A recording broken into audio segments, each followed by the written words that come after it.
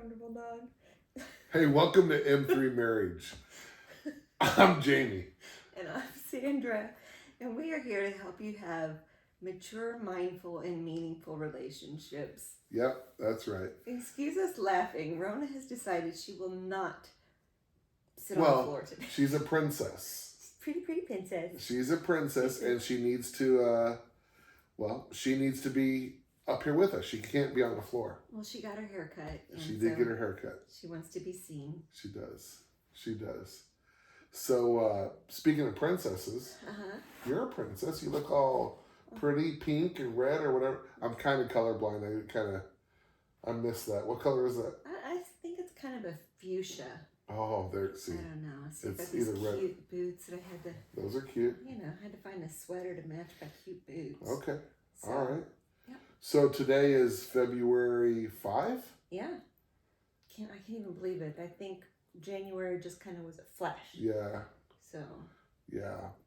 Now, yeah. Rolling fast into February. We've got Super Bowl coming up. Yeah. Go Chiefs. Yeah. I'm a Kansas City girl. You are. I'm a Kansas City girl, so go Chiefs. Mm-hmm. And then Valentine's Day. Valentine's Day. Right? We got Valentine's Day coming up. Valentine's Day is kind of one of those things that's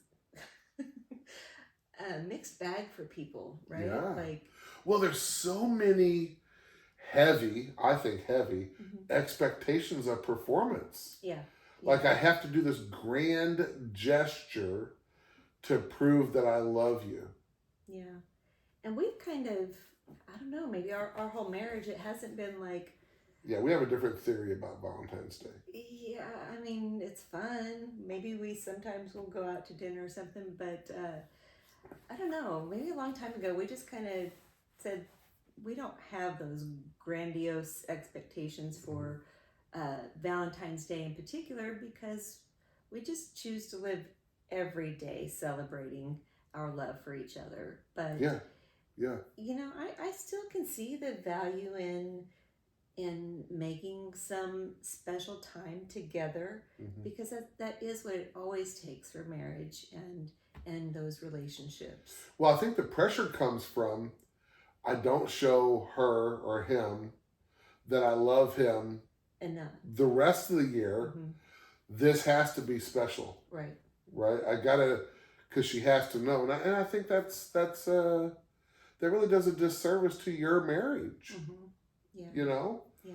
Like if you could just love each other every day, we don't here's what we say: we don't need a day to define our love for one another.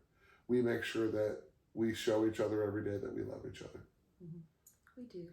But I don't want to discount that for anyone else. No, it doesn't mean that you shouldn't do it. Doesn't mean you can't do it. Because we do every once in a while. We will do something for Valentine's Day. But it's really, I would even say it's nothing special though. It's just like a normal, hey, let's go out for dinner.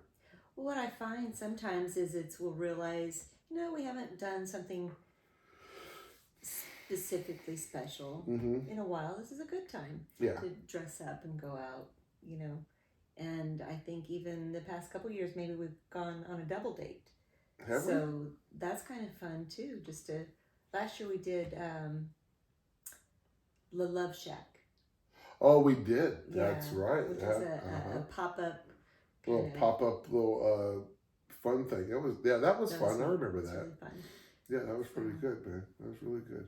And taking the time to help other people celebrate their marriages too. So that's enjoyable. Yeah. How does it look this time of year in the counseling world? Are you seeing a lot of people that are really struggling with feeling loved adequately or what? Oh yeah, for sure. So when we transition from New Year, so Christmas, right? All the holidays, there's a lot of pressure for a lot of couples to let's just keep it together through the holidays. Right? Like just hanging on by a thread? Hanging on by a thread and keep it together. Let's not make any big changes. We're not going to file for divorce or not even going to separate or even start counseling. It's just we're so busy. Right. Right? So January is always a big time for new couples to come into therapy. Oh, okay. So that's a pretty big deal, and hopefully they can find some hope in that. Mm-hmm. But it seems like a lot of couples are really, they've already made their mind up.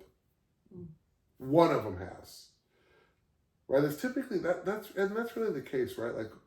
Like one person in a couple wants to work on it typically, and the other one's like, yeah, I've had enough. Mm. And the one that's had enough typically wanted to work on it for a long time, right? And then nothing happened, and then it's just kind of, and then it's like, okay, I'm done. No, let's go to counseling. Yeah, when you've it's already... like it's too late. I'm already out. Mm-hmm. Right. So if you're there, don't give up. Mm-hmm. If you're on the side of I want to go to counseling, but my partner doesn't, don't give up. If you're on the side that your partner wants to go to counseling, get your butt in counseling, right? Because it's so important. Right. Right? Yeah. And how do you, I know it's a fine balance of, encouraging your spouse to go with you, because you don't want to come across as nagging. That's not going to get them there. Mm-hmm. So what are ways that you can lovingly approach, like, I care about this relationship. I don't want it to end. I feel like if we can get a third party in here to help us out. Yeah. Like, is that the conversation, or? It's really tough because there's not a cookie cutter response, because every relationship is different. I do find that. So I had this conversation today, actually. This is really good. Jordan Peterson said the other day, he says, because he sends out something every day, right? Mm-hmm. He said, tell the truth. Mm-hmm. Or at least don't lie. What's the difference? Well, telling the truth is hard sometimes, right? And when we think about like what it looks like to really be honest,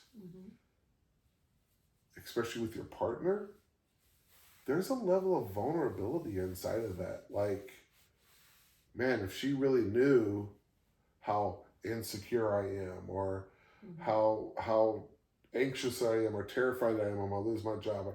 If she really knew, because I think we have that a lot, that like if they really knew me, they wouldn't love me. Right. Yeah. Right? So, but here's the problem with lying. Mm-hmm. What happens with lying is that you learn to not trust yourself. Oh. So it's not just you're lying or deceiving someone else, you're actually doing it to yourself. Yeah, because you're full of crap, and that you can't be trusted, so you don't trust yourself, right? Now here's where that gets really messy. When you have to make a decision that only you can make. Oh, because you don't trust yourself. Now you're in big trouble. Right? Is that where indecisiveness comes in?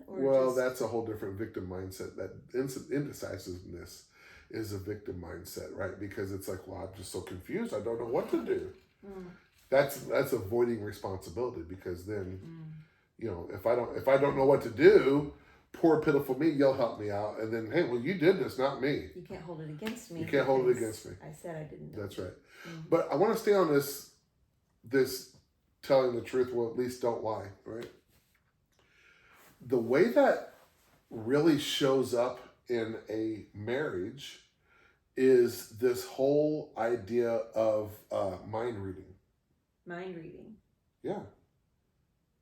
Well, you should just know. Oh. Well, you should know by my tone. Or, here's a really great example. Hey, Sandra, you care if I go golfing Saturday? I don't care. And then I go golfing. Mm-hmm. And then I come home. How was your day? Well, what do you care? Right.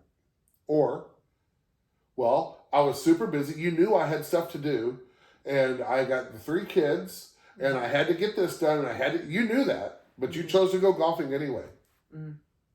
That's not fair. That's not fair, right? So to be honest, but see, that's honesty in communication, right? If you don't want me to go, you're just gonna say, I'd rather you not go. Right. Now I could still say, well, I'm going to go anyway, but now I'm making an informed decision. But what is absolutely not fair is to say, do what you want, or I don't care, or whatever, anything that you can say that's innocuous. Yeah, that's fine. Well, you should have known that I wasn't serious about that. But isn't there, I mean, there's even another option of discussing it even further, right? Like to say, well, I don't care, because I really don't care if you want to go play golf. I want you to have your time. I know you work hard. I want you to do that. How can we make it work where we're both getting what we need? Yeah. Like, I'm stressed out too. I really need to go get my nails done. You know, how can we make it work for both of us? Yeah. Well, I think that's it. So here's the thing. Anytime anyone, not just your partner, anytime anyone makes a request of you, you have 3 answers you can give. Yes, no, or counteroffer. Counteroffer in a marriage. Sure, why not? Yeah, that makes sense. Yeah, I like that. I don't want you to do this, but I'd be willing to do this. Okay.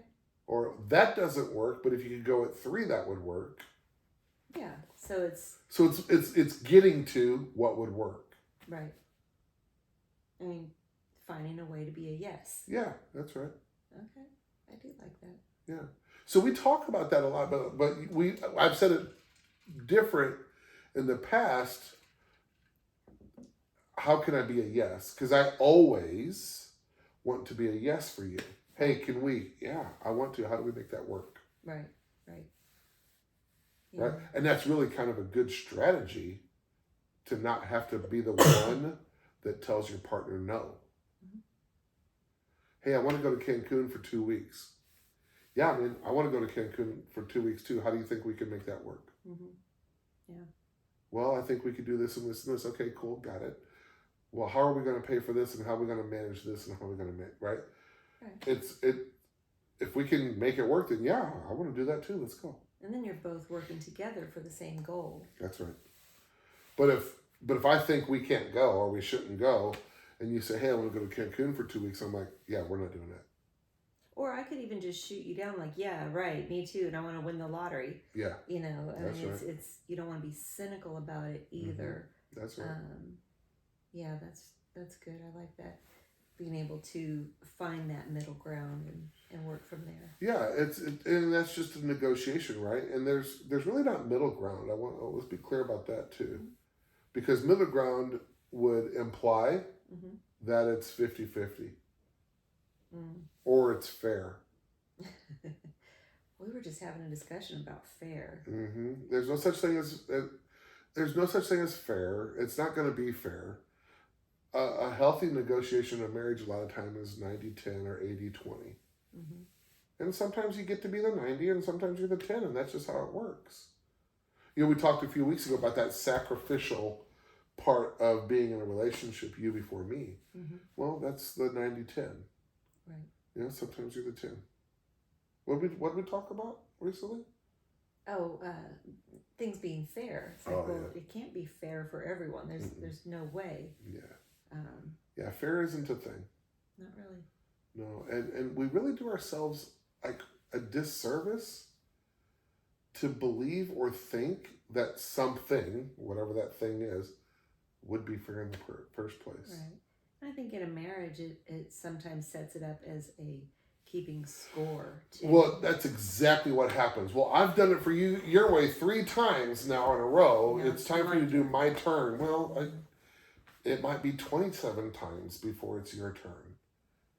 You know? But that's not intentional. That's not like to say, you know, one person is going to always steamroll. And I think, well, right. And I think what happens then is that when you're the 27, let's just say, you feel that and it feels it feels weird or it feels bad, right? So Mm-hmm. I think if you were that on that side of it, and really it probably would happen around 4 or 5, quite frankly.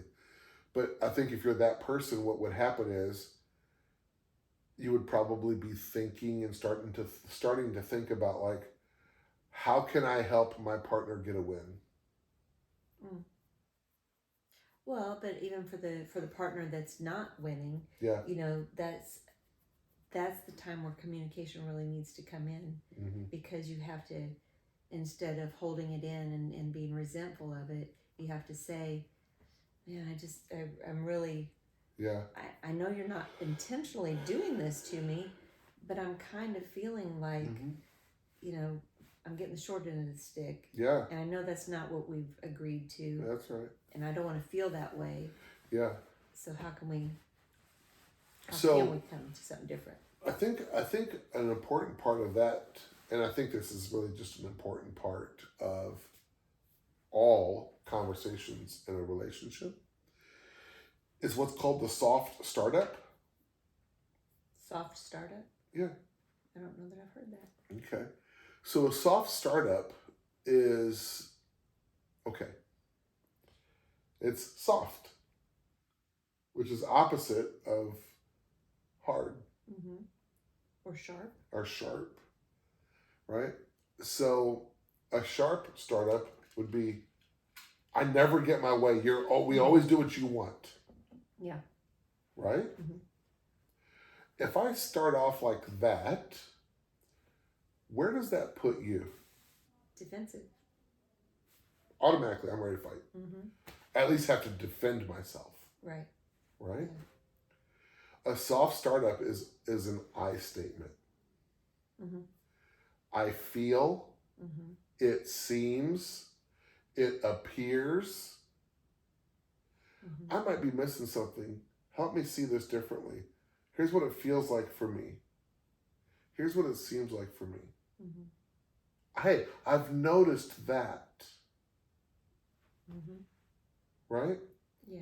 That creates a conversation. Because I'm inviting you into that conversation. Mm-hmm. And I haven't made an accusation. All I've done is said, this is what I feel. Mm-hmm. Or this is what it seems like to me. Am I missing something here? Right. Now you're willing to participate in that. If I say you always do this, or you're not giving me what I want, or you never do what I want to do, right, that conversation is really shut down before it even gets started. Right. But I think, so even in some relationships where they do have that they know that that's a better way to approach things, but then their partner still takes it wrong, then what? Well, I think if your partner always takes things wrong, mm-hmm, your partner needs to really examine what their motivation is for being in the relationship. Mm-hmm. Because it really sounds like if your partner takes everything that you say wrong, they either have a problem with you or they're just looking to be offended in the first place. Mm-hmm.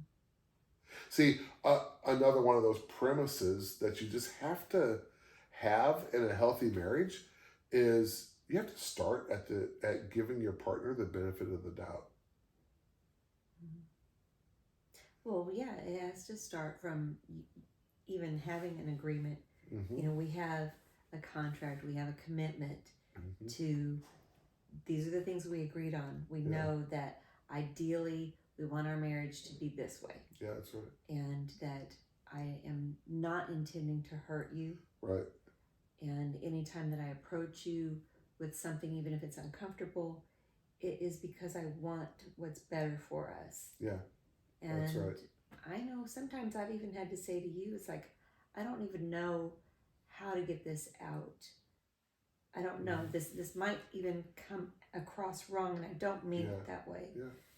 And you can go there, right? Like, yeah, that's a great way to start a conversation, because I've done that to you as well, where it's like, and yeah, there's times when I don't even know how to start it or how to say it, right? It's like, look, I'm going to say this, and I don't know, I don't know an easy way to say this, mm-hmm, so I'm going to say it, but just know, I'm not trying to start a fight. I don't want to fight with you. Mm-hmm. I love you, but I need to say this, and then you say it. and then it helps you hear it differently. But then we can have a conversation about it.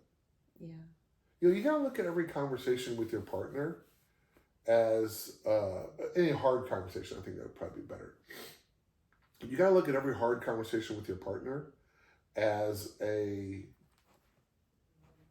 opportunity, necessarily, of starting a fire. Starting a fire? And then the response is either going to put water around it and control it, or pour gasoline on it. If you pour gasoline on a fire, what happens? We're both going to get burned. Oh, yeah. Right? Right. So that doesn't work. So I need to like really temper myself. Is what I'm getting ready to say water, or is what I'm getting ready to say gasoline? And isn't that why it's helpful to, like, if it is going to be a hard conversation, like you said, in arguments and stuff, that you schedule it? Yeah. And we talked about that, I think, a couple episodes ago. Yeah, it's super important to schedule it. Look, after you've been married for a while, you can typically be able to know this is something we need to schedule, or this is something we can talk about right now. Read the room. Read the room, that's right. Yeah. But if it starts and it's a little rough around the edges, it's like, you know what? Let's wait, because I want to give this the attention it deserves. Yeah. That's true. So let's go back to talking about how to navigate those, what I want to say is like how we lie to our partner, or at least assume, right? With the, you should know by now, I'm not going to tell you anymore, I've told you enough, or I told you once, and I shouldn't have, oh, that's a good one. I shouldn't have to tell you that. I shouldn't have to help you with that. I'm looking for the camera because I want to make sure we're good on time. I'm sorry. Oh, okay. Yeah. I just want to make sure we do.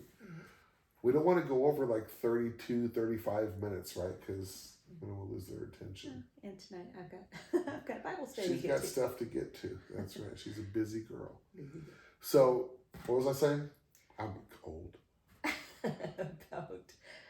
about the assumption that you should know. But listen, if you love your partner and you want it to work, it is your job to tell them again and again and again until they figure it out. Yeah. But you got to remember, like, you can't say it in a nagging way. Right. That doesn't work, because then we tend to shut that out when it comes off as nagging. Oh yeah, anytime we get put on. Now there is boundaries around that, though. Like, here's a really good one. We should want to do what our partner wants us to do. If it's important to you, it should be important to me, and vice versa. So I'm a military guy, and what that means about getting to places. I saw this on the list today. Yeah, it's on the list. You better believe it. When it comes to getting to places, early is on time, and on time is late. And late Sandra's middle initial is L, and that could be for Lynn, or that could be for late. But I will say, since we've been together, she's got a lot better about it. But that didn't come easily. We were going to church, because this was a fight. It was always a fight. It was, I'm ready to leave. Why aren't we gone yet? Are you ready yet? How much longer? Are we ready yet? So we started talking about it. It's like, hey, so here's what I'm going to do. Would it be helpful if I gave you a 15-minute before we leave, and then a 10-minute before we leave, and then a 5-minute before we leave? And she said, yes. And I said, but I want you to understand it. As I do that, I am leaving at the time I said I was leaving. Okay. And then it was first or second time, that was very early. And I said, all right, 5 minutes. I'm getting in the truck. Okay, I'll be right there. And she wasn't right there, so I went to church without her. I think I could remember one time. That actually happened. Yeah. Yeah. You left? Yeah, I told you I was leaving at whatever time. You're really going to make me drive? Yeah, I'm going to church. Yeah. But that then was after a long time. that was early on in marriage, right? Yeah. But ever since then, I wouldn't say ever since, but it got exponentially better. And now it's not even a thing. You've got a lot better at time management. Yeah. Or I've got a lot better at managing your time management. But what the other thing that we've done that has really been helpful is you have a makeup bag in my truck. Oh yeah. Right? So that way, no matter what, you're like, okay, I can get in the truck and put my makeup on. Yeah, that is the biggest time saver. I would say I probably more rarely put makeup on at home. Yeah. Oh yeah, that is true. Yeah, it's that's the time saver. It's built in, right? Yeah. Like I just put my makeup on the car. Yeah. Uh-huh. Well, because I know for me, the reason I'm ever late is because I do try to do too many things ahead of time. It's like, you know, a little bit of ADHD. So it's like, oh, the dishes got to be done. I know we got to walk out the door, but, you know, whatever. So, yeah, that's right. But yeah, that it does help for sure getting that time, that countdown.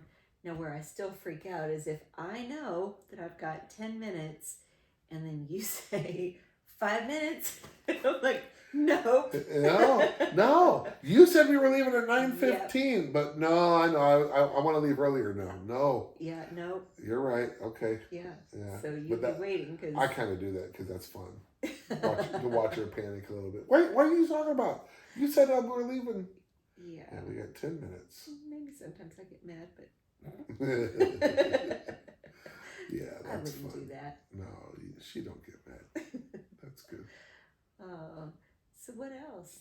We got a new sign. Yeah, working on it.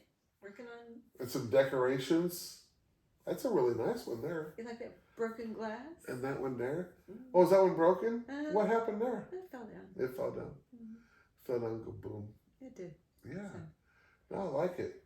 We're just putting it together, man. Still working, still learning, still figuring all of this out. We're excited about it. One of these days we'll have like an intro to the videos and an outro and maybe little short clips. We've got a lot of ideas that we want to get to. We just with time, you know, operating a business and sports and good grief, we just had our first college prep call. Yeah, for recruiting for golf. Yeah. Yeah, that was intense. Yeah, I didn't even know that was something you do as a freshman, but here we are. Yeah. So, all right. Yeah. You're a good teammate, Miss Morgan. Well, so are you, Mr. Morgan. Yeah. And Roni Boney. And Roni Boney, she's just comfy. She's just comfy. Yeah. So, any closing words? No, I just, I really do love doing this. Seeing people have healthy relationships is just so rewarding, and I never feel fully worthy of being a part of it, but I really treasure the opportunity. Yeah, you've got a great story, and we got to get that out. Yeah. You know? It'll make me cry. It'll make you cry? It will make me cry. Why would that make you cry? Just because I'm tender. You are. Yeah, but you do. You have a story that people need to hear. You know, and I think that the life that we have with each other could not have been done on our own. No way. Right? Like God really moved us in the right direction and helps us be who we are. And our way of giving back is to help others do that as well. Yeah. And we do need to, I know we talked about our get-together story on another podcast. We have the Mastered Circumstance podcast. And so that is probably, we need to plan that in the near future. It's really funny because I tell the story. She's like, that's not how it happened. And I haven't. It is too. Her memory. She tells it better. She does a good job. So, all right. All right. Thank you guys so much. And I guess we do have one more Monday before Valentine's Day. Yeah. So really start thinking about all of that sweetness and goodness. That's right. That's right. All right. Well, Thank you guys. thanks for watching. I hope you have a really great marriage. Yes.